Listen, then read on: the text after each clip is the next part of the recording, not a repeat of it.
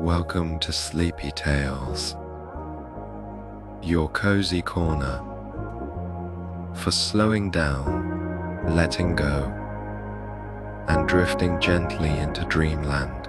Here, every story is a soft whisper to help your mind relax.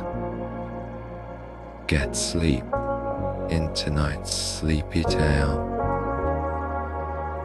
We'll tumble down the rabbit hole into a world of whimsy, wonder, and curious adventures.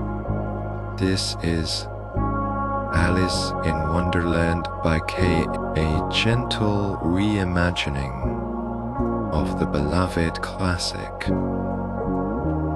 where talking creatures, magical tea parties, and impossible dreams await around every corner.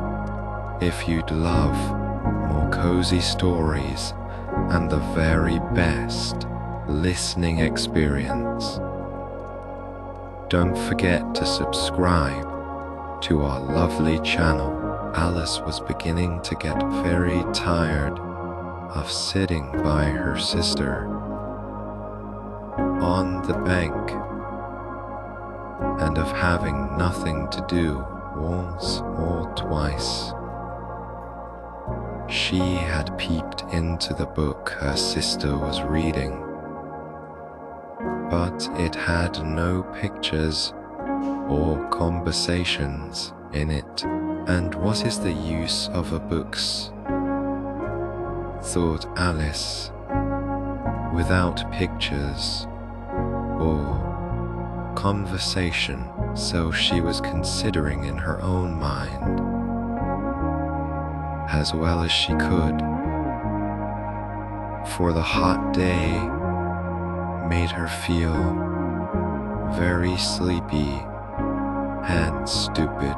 Whether the pleasure of making a daisy chain would be worth the trouble of getting up and picking the daisies, when suddenly a white rabbit with pink eyes ran close by her. There was nothing so very remarkable in that, nor did Alice think it so very much out of the way to hear the rabbit say to itself, oh dear, I shall be late." When she thought it over afterwards, it occurred to her that she ought to have wondered at this. But at the time, it all seemed quite natural. But when the rabbit actually took a watch out of its waistcoat pocket and looked at it, and then hurried on, Alice started to her feet, for it flashed across her mind that she had never before seen a rabbit with either a waistcoat, a pocket, or a watch to take out of it. And burning with curiosity, she ran across the field after it, and fortunately was just in time to see it pop down the large rabbit hole under the hedge. In another moment, down went Alice after it, never once considering how in the world she was to get out again. The rabbit hole went straight on, like a tunnel for some way, and then dipped suddenly down, so suddenly that Alice had not a moment to think about stopping herself before she found herself falling down by a very deep well. Either the well was very deep, or she fell very slowly, for she had plenty of time as she went down to look about her and to wonder what was going to happen next. First, she tried to look down and make out what she was coming to, but it was too dark to see anything then. She looked at the sides of the well and noticed that they were filled with cupboards and bookshelves here and there. She saw maps and pictures hung upon pegs. She took down a jar from one of the shelves as she passed. It was labeled orange, but to her great disappointment, it was empty. She did not like to drop the jar for fear of killing somebody underneath, so managed to put it into one of the cupboards as she fell past it. Well, thought Alice to herself, after such a fall as this, I shall think nothing of tumbling downstairs. How brave they'll all think me at home. Why, I wouldn't say anything about it, even if I fell off the top of the house, which was very likely true. Down, down, down. Would the fall never come to an end? I wonder how many miles I've fallen by this time, she said aloud. He must be getting somewhere near the center of the earth. Let me see. That would be 4,000 miles down. I think, for you see, Alice had learnt several things of this sort in her lessons in the schoolroom, and though this was not a very good opportunity for showing off her knowledge, as there was no one to listen to her still. It was good practice to say it over. Yes, that's about the right distance, but then I wonder what latitude or longitude I've got. To Alice had no idea what latitude was, or longitude either, but thought they were nice, grand words to say. Presently, she began again. I wonder if I shall fall right through the earth. How funny it'll seem to come out among the people that walk with their heads downward, the antipathies. I think she was rather glad there was no one listening this time, as it didn't sound at all the right word. But I shall have to ask them what the name of the country is. You know, please, ma'am. Is this New Zealand or Australia's? And she tried to curtsy as she spoke. Fancy you falling through the air. Do you think you could manage it? And what an ignorant little girl she'll think me for asking no. It'll never do to ask.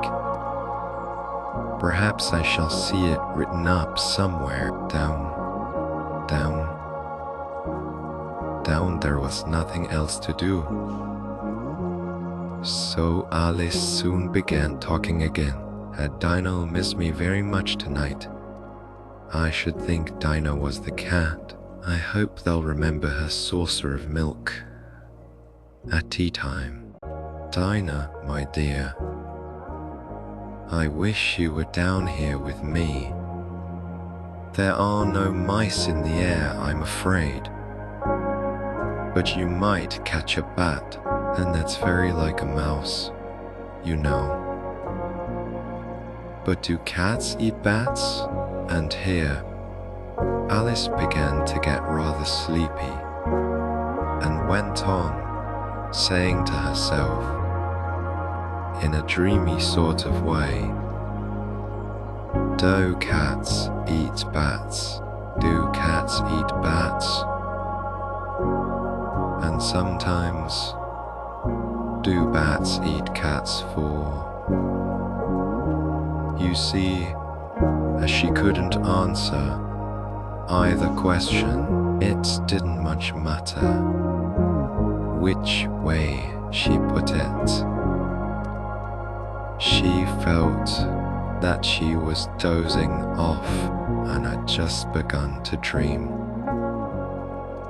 That she was walking hand in hand with Dinah and saying to her very earnestly, "Okay, now, Dinah, tell me the truth. Did you ever eat a bat?" When suddenly, thumps, thump down, she came upon a heap of sticks and dry leaves, and the fall was over. Alice was not a bit hurt, and she very soon jumped up onto her feet. She looked up, but it was all dark overhead. Before her was another long passage, and the white rabbit was still in sight. Hurrying down it, there was not a moment to be lost. Away went Alice like the wind, and was just in time to hear it say, as it turned a corner, "Oh, my ears and whiskers, how late it's getting."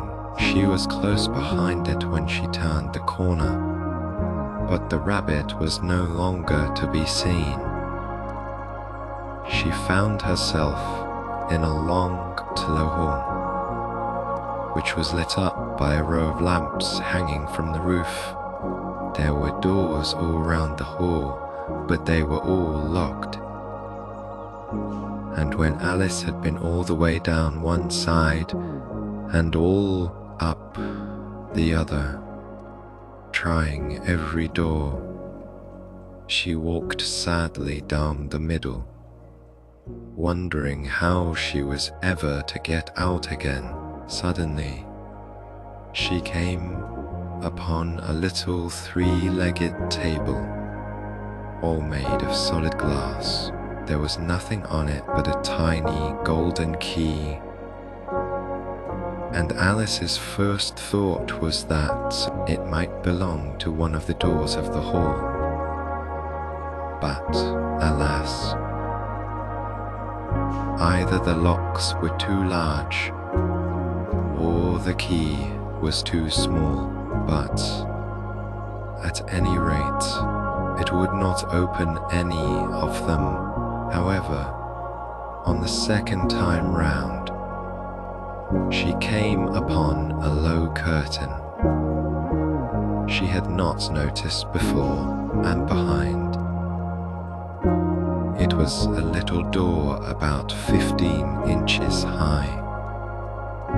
She tried the little golden key in the lock, and, to her great delight, it fitted. Alice opened the door and found that it led into a small passage, not much larger than a rat hole. She knelt down and looked along the passage into the loveliest garden you ever saw. How she longed to get out of that dark hall and wander about among those beds of bright flowers and those cool fountains, but she could not even get her head through the doorway. Oh, thought Alice, how I wish I could shut up. But like a telescope, I think I could, if I only knew, for, you see, So many out-of-the-way things had happened lately that Alice had begun to think very few things indeed were really impossible. There was no use in waiting by the little door.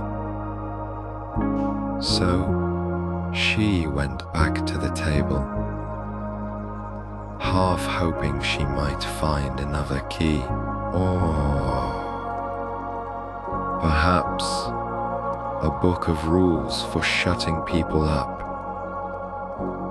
Like telescopes this time, she found a little bottle on it, which certainly was not here before, said Alice.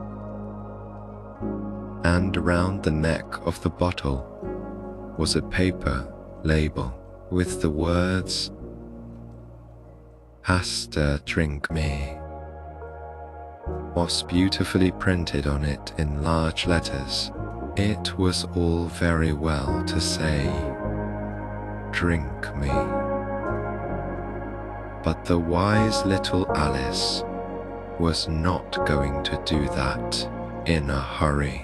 No. "I'll look first," she said, "and see whether it's marked poison or not." She had read several nice little stories about children who had got burnt and eaten up by wild beasts and other unpleasant things, all because they would not remember the simple rules their friends had taught them, that a red-hot poker will burn you if you hold it too long, and that if you cut your finger very deeply with a knife, it usually bleeds. And she had never forgotten that if you drink much from a bottle marked a poison, it is almost certain to disagree with you. Sooner or later, however, this bottle was not marked poison, so Alice ventured to taste it, and finding it very nice, a sort of mixed flavor of cherry tart, custard, pineapple, roast turkey, toffee, and hot buttered toast. She very soon finished it off. "What a curious feeling," said Alice. "I must be shutting up like a telescope." And so it was indeed. She was now only 10 inches high, and her face brightened up at the thought that she was now the right size for going through the little door into that lovely garden. The first, however, she waited for a few minutes to see if she was going to shrink any further. She felt a little nervous about this, for it might end, you know, said Alice to herself, in my going out altogether. Bah, a candle. I wonder what I should be like then. And she tried to fancy what the flame of a candle looks like after the noun candle is blown out. For she could not remember ever having seen such a thing. After a while, finding that nothing more happened, she decided to go into the garden at once. But alas, for the little golden key was lying on the table, and she had forgotten to put it back, and she could not reach it. She could see it quite plainly, through the glass, and she tried her best to climb up one of the legs of the table. But it was too slippery, and when she had tired herself out with trying, the poor little thing sat down and cried.